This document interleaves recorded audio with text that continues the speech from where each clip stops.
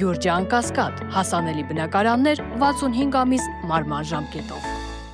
Ռուբեն Վարդանյանի փաստաբան Աբրահամ Բերմանը հայտարարել է, որ մեղադրական եզրակացությունը խախտում է քրեական իրավունքի հիմունքները, ընդգծելով, որ պատասխանատվություն կարելի է ունենալ միայն իրական արարքների համար եւ միայն օրենքի հիման վրա։ Նա նաեւ նշել է, որ մարդասիրական գործունեությունը չի կարելի ներկայացնել որպես հանցագործություն առանց հստակ ապացույցների։ Բերմանը շեշտել է, որ Ադրբեջանը պարտավորվել է պահպանել արդար դատավարության չափանիշները, այդ թվում անմեղության կանխավարկածը եւ պաշտպանության իրավունքը։ Եթե գործընթացում խախտումներ կան, դա սպառնում է հետապնդման օրինականությանը եւ արդարությանը։ Կարմիր խաչի միջազգային կոմիտեն վերջին անգամ տեսակցել է Բաքվում պահվող հայ գերիներին 2025 թվականի մարտին։ Այս մասին հայտնել է Կարմիր խաչի միջազգային կոմիտեի հայաստանյան գրասենյակի հանրային կապերի ղեկավար Զարա Ամատունին։ Հիշեցնենք, որ 25 թվականի մարտին Ադրբեջանի իշխանությունները հայտարարեցին, որ չեն երկարաձգելու Կարմիր խաչի միջազգային կոմիտեի մանդատը երկրում, նշելով, որ այլևս չեն տեսնում միջազգային կառույցի անհրաժեշտությունը։ Հակառակորդը վերջին շրջանում ակտիվորեն կրակում է Սյունիքի Տավուշի գյուղերի ուղղությամբ, թիրախավորելով բնակիչների տները։ Հայաստանի զինված ուժերի գլխավոր շտաբի պետը սահմանային իրադրությունը հարաբերական կայուն է գնահատում։ Այո, կրակոցներ հնչում են, բայց դրանք նպատակային չեն, թիրախային չեն։ Այն կրակոցները, որոնք կոնկրետ թիրախավորում են, դրա մասով մեր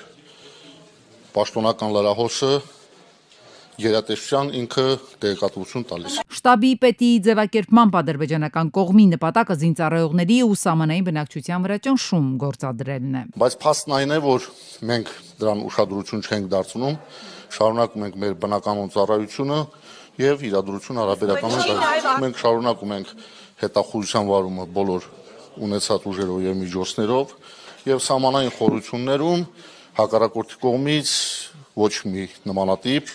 սադրիչ քաղաքականության գործողություններ չկա։ Հարցին Ասրյանն էլ է վստահ, որ պատերազմ չի լինելու, խաղաղություն է լինելու, գլխավոր շտաբի պետը պատասխանում է հղում անելով վարչապետին։ Հայաստանի Հանրապետության վարչապետը հանդիսանում է նաև ի պաշտոն է զինված ուժերի համար գերագույն հրամանատար, այնինչ որ Հայաստանի Հանրապետության վարչապետը հնչեցնում է,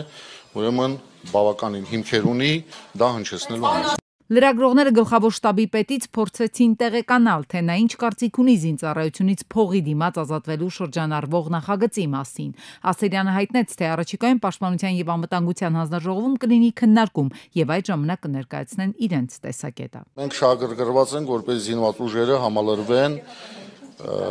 առողջ, բանիմաց, կրթված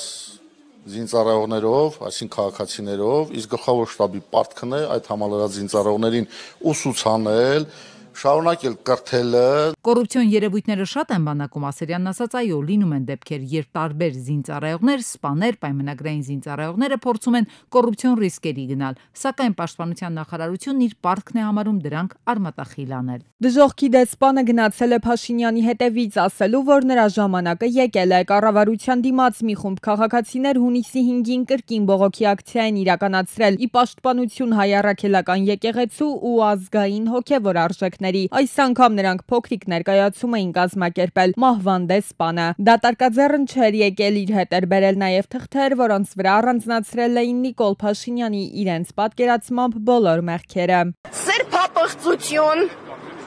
ներապաշտություն,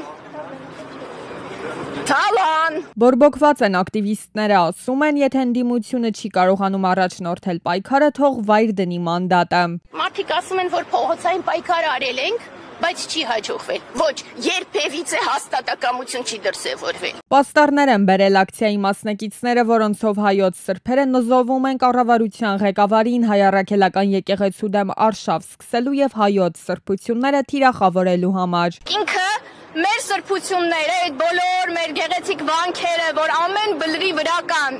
այդ բոլոր վանքերը, որ խորհրդանշում են մեզ, մեր ազգը, մեր դարերի հավատը, մեր ինքնությունը, ինքը անվանում է ինչ-որ ստորաքարշ բառերով, իսկ իրական Հայաստանը վանքերի, եկեղեցիների, սուրբ մատուրների Հայաստան է։ Ոչ եմ անում բոլորը, ովքեր որ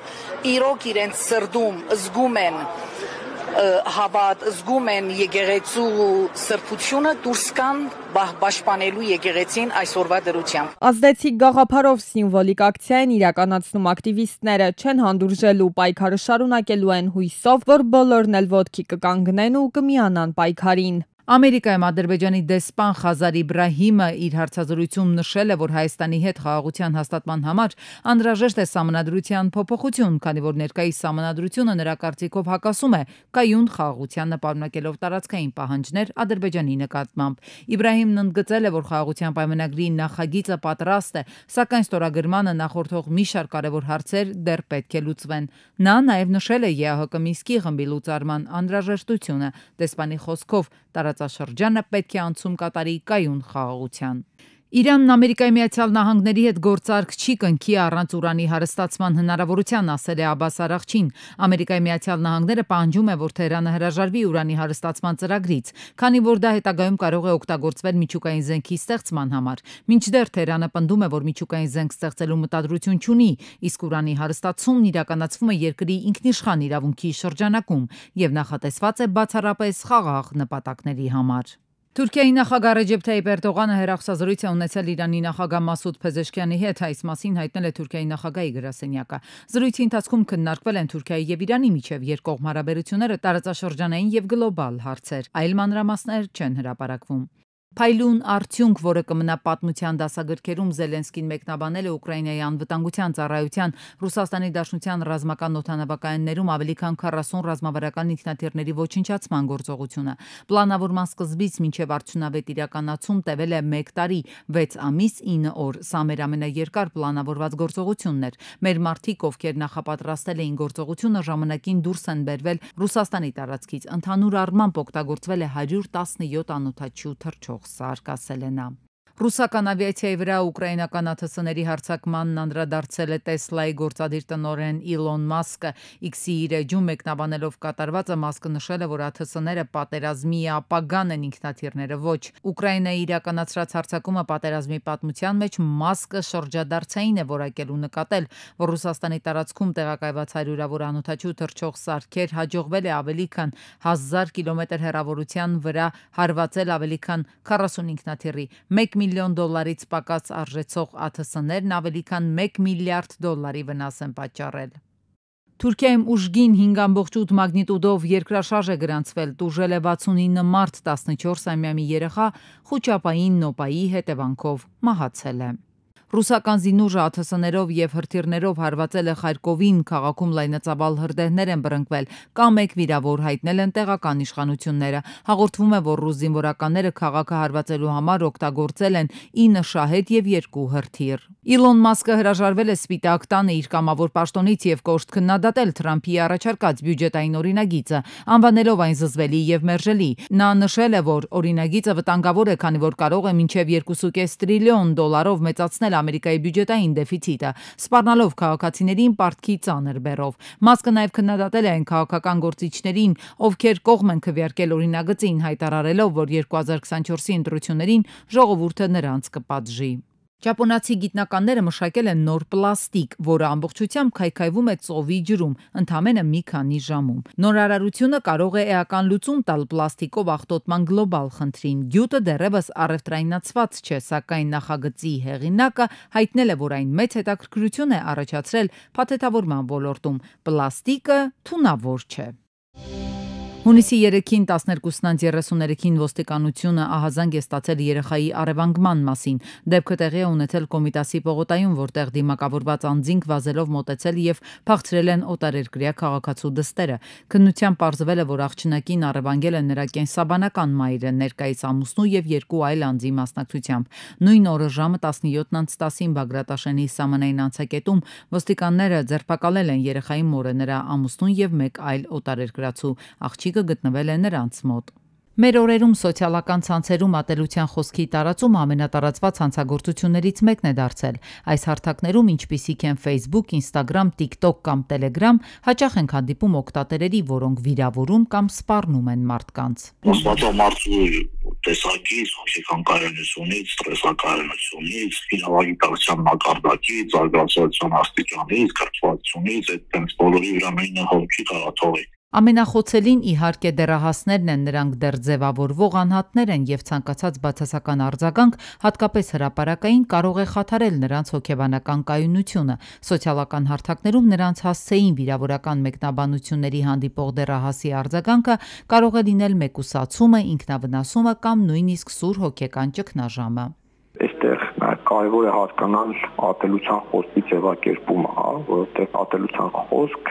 գոնե այն ընկալմամբ, որը ես եմ հասկանում, դա այն դեպքն է, երբ որևէ կոնկրետ խմբի կամ անձի դեմ տարածվող բովանդակությունը արդարացնում է, ասենք, ատելությունը, անհանդուրժողականությունը եւ մղում է գործողությունների։ Իրավական տեսանկյունից հիմնական խնդիրը բարդության մեջ է սոցիալական հարթակներում օգտատերերի մեծ մասը հանդես է գալիս անանուն կամ կեղծ պրոֆիլներով, իսկ գործնականում նման դեպքերում շատ դժվար է պարզել իրական մեղավորին եւ ապահովել պատշաճ պատասխանատվություն։ Իրավական հոգեբանական մեդիագրագիտության գործիքները պետք է գործեն միասին, ստեղծելու վիրտուալ միջավայր, որը ոչ թե վախեցնում է, այլ տալիս է ինքնաարտահայտման հնարավորություն։ Հայաստանի Սահմանադրության 42 հոդվածով գրած է, որ կարծիքի ու արտահայտման ազատություն, բայց նաև այդտեղ կա ձևակերպում, որ դա բացարձակ չէ եւ չի կարող ուրիշների իրավունքները խախտել։ Հայաստանում կա որոշակի գործիքակազմ, այսինքն դիմել դատարան։ Սոցիալական ցանցերն այսօր մեր կյանքի անբաժան մասն են, դրանք հնարավորություն են տալիս շփվելու, արտահայտվելու, սովորելու եւ ոգեշնչվելու, բայց այդ նույն հարթակներում երբեմն թաքնվում է մի լրակյաց սպառնալիք, ատելության խոսք անվան ներքո, ուստի ցանկացած պարագայում պետք է հիշել խոսքի ուժը։ Մեր բնակչությունը շատ է ծխում։ Վիճակագրական տվյալներում էական փոփոխություններ չկան։ Չափահաս տղամարդկանց դեպքում թիվը կեսից ավելին է՝ 52%։ Ու սա այն դեպքում, երբ միևնույն ժամանակ տարեկան մինչև 5500 մահ են ունենում այդ պատճառով։ Հիմա էլ առաջատարը, անշուշտ առաջատարն է հասարակ տրադիցիոն ծխախոտը, ապա շուկա շատ ուժեղ եւ սկսում է մտնել էլեկտրոնային ծխախոտային ապրանքատեսակներ եւ տաքացման միջոցով օգտագործվող ծխախոտային ապրանքատեսակները, ինչպես նաեւ ապրանքատեսակներ, որոնք նիկոտին պարունակող են, նիկոտին պարունակող ապրանքատեսակներ, որոնք նիկոտին են պարունակում, իրականում բնականաբար առաջացնում են կախվածություն, բերում են մարդուն կախվածության եւ դրանից հետո մարդը դառնում է ծխախոտային արդյունաբերության մշտական սպառողը։ Այսպես կոչված ծխախոտային փոխարինիչների օգտագործումն ըստ Պաշտոնյայի մեծ թափով տարածվում է հենց երիտասարդության շրջանում, ինչն ամենամտահոգիչն է, ընդ որում այս տենդենսը ոչ միայն մեր երկրում, այլ ամբողջ աշխարհում է նկատվում։ Մասնագետների գնահատմամբ սա հենց առաջին քայլն է կանոնավոր ծխող դառնալու ճանապարհին։ Հիմա նոր համային հավելումներ են ի հայտ գալիս։ Դրանցով է ներկայացվում ծխախոտը որպես ավելի լավը, պակաս վտանգավոր կամ ընդհանրապես անվտանգ։ Նոր սերնդի համար նորը միշտ գրավիչ է եւ ինչպես են երիտասարդները դրանց մասին տեղեկանում։ Հիմնականում սոցիալական ցանցերի միջոցով կան նաեւ բլոգերներ, որոնք տեղեկացնում են։ Հիմա այստեղ է պետք աշխատել, պետք է նաեւ արգելք սահմանել այս համային հավելումների համար։ Իսկ հանրային վայրերում ծխելն արգելող օրենքի ընդունումից 5 տարի անց ինչ արդյունքներ կան, որքան արդյունավետ է այն գործում։ Առողջապահության ազգային ինստիտուտի պաշտոնյայի գնահատմամբ լավ, թեպետ նշում են իհարկե ամբողջական վերահսկողությունն անհնար է։ Գործարկում են բջջային հավելված, քաղաքացիներն առանց նույնականացման կարող են ահազանգել կարգ կանոնի խախտման մասին։ Նպատակը ոչ թե տուգանելն է, այլ երևույթը կանխարգելելը։ Մեկ ամսվա ընթացքում միևնույն հասցեի, օրինակ հանրային սննդի օբյեկտի հետ կապված 3 ահազանգ եղավ, հատուկ ուշադրության տակ կառնեն։ Հայաստանում արձանագրվել է մոծակից մարդուն փոխանցվող արևմտյան նեղոսի տենդ հիվանդության այս տարվա առաջին դեպքը։ Այսպես կոչված արևմտյան նիլ հիվանդության խոցելի խմբում քրոնիկ եւ ծանր հիվանդություններ ունեցողներն են։ Հիվանդությունների վերահսկման եւ կանխարգելման ազգային կենտրոնից հայտնում են, որ այս պահին միակ հոսպիտալացված քաղաքացու վիճակը գնահատվում է բավարար, բժիշկների հսկողության ներքո է։ Հիմնականում մոծակների միջոցով փոխանցվող վիրուսային հիվանդություն է։ Մարդուն վարակը չի փոխանցվում։ Վարակված մարդկանց շուրջ 80%-ի մոտ որևէ ախտանշաններ չեն զարգանում։ Մոտավորապես 1%-ի դեպքերում դիտվում են հիվանդության ծանր ձևեր։ Մնացած 10-19% դեպքերում հիվանդությունը ընթանում է միջին ծանրությամբ։ Ջերմություն գլխացավ, մկանացավ, հոդացավ, գլխապտույտ, փսխում, մաշկի ցանավորում։ Սրանք են հիվանդության առաջին ախտանշանները։ Թեթև ընթացքի դեպքում, իսկ եթե հիվանդությունը բարդանում է, կարող է գիտակցության կորուստ լինել ցնցումներ եւ կաթված։ Ինչպես կանխարգելել այդ վարակը։ օգտագործել հակամիջատային ցանցեր, միջատավամիջ հատուկ միջոցներ եւ սարքեր, կրել փակ հագուստ անտառապուրակային գոտիներ եւ ջրային տարածքներ այցելելիս, հաճախակի ջրահեռացնել ջրի պայծային տարաները, լվանալ եւ մաքրել դրանք։ Հիվանդությունը ունի հստակ արտահայտված սեզոնայնություն՝ հունիսից մինչև հոկտեմբեր, պայմանավորված մոծակների բազմացման եւ տարածման համար բարենպաստ պայմաններով։ Այդուհանդերձ հստակ բուժում դեռ չունի, իրականացվում է ըստ ախտանշանների։ Առայժմ վարակի դեմ պատվաստանյութ չկա։ Քանի որ հիմնական փոխանցողը մոծակ, այս մոծակը բազմանում եւ տարածվում է ճահճային տարածքներում եւ այլն, այդ ուղղությամբ տեղական կառավարման մարմինների իմաստը տարաների եղել է հստակ ինֆորմացիա, ինչ միջոցներ ձեռնարկել այդ տարածքները չորացնելու համար։ Հիվանդության ինկուբացիոն շրջանը կարող է տևել 2-ից 3 շաբաթ, բայց ավելի հաճախ տևում է 3-ից 6 օր։ Վարակված մարդու ջերմությունը կարող է բարձրանալ 38-ից 40 աստիճան։ Արևմտյան նեղոսի տենդով չվարակվելու համար պետք է պաշտպանվել նույն մեթոդով, որոնցով ավանդաբար պաշտպանվում են մոծակներից, ծածկել մարմինը, գործածել միջատասպան նյութեր կամ ցողիչներ եւ քնել մոծակներից պաշտպանված տարածքում։ Հունիսի 2-ին Սեբաստիա փողոցում բախվել են Mercedes-ը, Kia-ն, Volkswagen-ը եւ Nissan-ը, մեքենաներից երկուսը եղել են կայանված։ 2 հոգի վնասվածքներով տեղափոխվել են Երևանի տարբեր հիվանդանոցներ, վիրավորներին առաջին օգնության են հասել քաղաքացիները, օպերատիվ է գործել շտապօգնության բժիշկների խումբը։ Դեպքի վայրն ժամանել ներքին գործնախարարության ոստիկանության բարեկային ծառայության Երևան քաղաքի գնդի 3-րդ գումարտակի բարեկները, ովքեր սահմանազատել են տարածքը։ Հունիսի 2-ին Mercedes-ը Հալաբյան փողոցում դեպի Եղվարդի խճուղի ընթանալիս հետիոտի համար նախատեսված անցման վայրում վրայերթի է ենթարկել մորն ու 5 տարեկան որդուն։ Վարորդը փախուստի չի դիմել, մեկ այլ մեքենայով վրայերթի ենթարկվածներին տեղափոխել է Արմենիա բժշկական կենտրոն, հետո վերադարձել դեպքի վայր։ Քաղաքացիներն են Վարորդը տեղափոխել է այլ մեքենայով հիվանդանոց, որից հետո մենք իրան Որ հիվանդանոց։ Արմենիա։ Դեպքի վայրն ժամանել ներքին գործնախարարության ոստիկանության բարեկային ծառայության Երևան քաղաքի գնդի 3-րդ գումարտակի բարեկները, գնդի հրամանատար Անդրանիկ Իսախանյանի եւ գումարտակի հրամանատար Արմեն Գասպարյանի գլխավորությամբ։ Մայիսի 30-ին Կարբի բնակավայրի վարչական տարածքում բախվել են Mercedes Vito-ն եւ Lada Priora-ն։ Վերջինը դուրս է եկել երթևեկելի գոտուց կողաշրջված հայտնվել բնակչի տան հողամասում։ Ժամանել են ոստիկանության բարեկային ծառայության Արագածոտնի մարզի գումարտակի բարեկները։ Վարորդներին էլ այդ առաջին հերթին Lada-ի վարորդին առաջինը օգնության են հասել գյուղացիները, ովքեր վարորդին դուրս են բերել ավտոմեքենայից, ով հրաժարվել է իմ տեղեկություններով հիվանդանոց մեկնելուց։ Մայիսի 25-ին Իսակովի Պողոտա Մոնթե Մելքոնյան փողոցի հատման վայրում բախվել են 28-ամյա Դավիթ Եփրեմյանի Mercedes-ն ու 33-ամյա Նարեկ Պետրոսյանի Volkswagen-ը։ Վերջինը դուրս է եկել երթևեկելի գոտուց, անցել նախ բազալտե եզրաքարի, ապա մայթի վրայով հայտնվել կամրջի հարևանությամբ գտնվող գազոնում։ Volkswagen-ի ուղևորը վնասվածք է ստացել, սակայն հրաժարվել է հիվանդանոց տեղափոխվել, ժամանել են ոստիկանության բարեկային ծառայության Երևան քաղաքի գնդի 2-րդ գումարտակի 3-րդ վաշտի բարեկները։